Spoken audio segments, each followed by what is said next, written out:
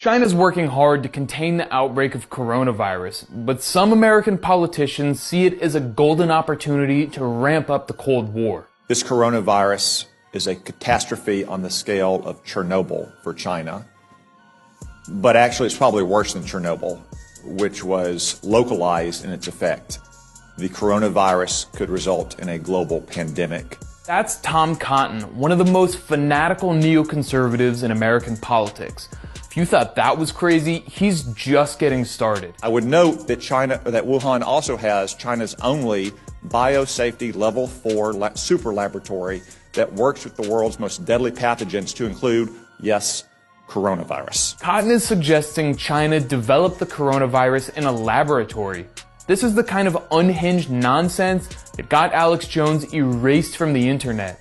Cotton isn't done. Chinese Communist Party has once again been caught red-handed covering up, suppressing, and censoring a serious public health risk. There needs to be serious consequences for Chinese malfeasance yet again. While Cotton is pushing his conspiracy theory, the World Health Organization is praising China's handling of the outbreak and the international cooperation that's followed. Never seen the scale, commitment of an epidemic response at this level. The challenge is great, but the response has been massive, and the Chinese government deserve huge credit. Even the Trump administration had to admit China's doing a pretty good job. The United States appreciates China's efforts and coordination with public health officials across the globe, and continues to encourage the highest levels of transparency. It's not just Tom Cotton who's hungry for political capital. There's also Joshua Wong, boy wonder of the Hong Kong pro-democracy movement. He demanded the Director General of the World Health Organization resign.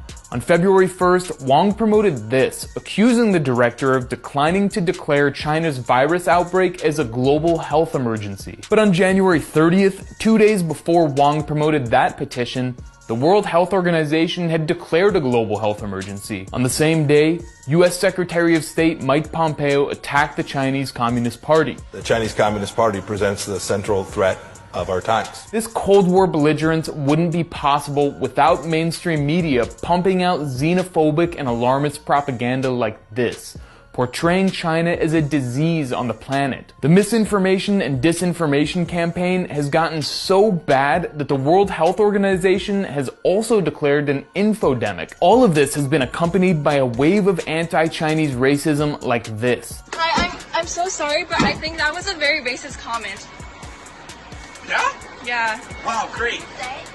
I said you dropped your coronavirus. One of the more egregious examples, a Chinese man in Australia had a heart attack and died in the street after bystanders refused to help him because of fears of coronavirus. The xenophobia has gotten so bad that the Center for Disease Control and Prevention had to advise people to not show prejudice to people of Asian descent, or to assume that someone of Asian descent is more likely to have it. But for elite politicians like Tom Cotton, racism is just a convenient way to achieve their political goals.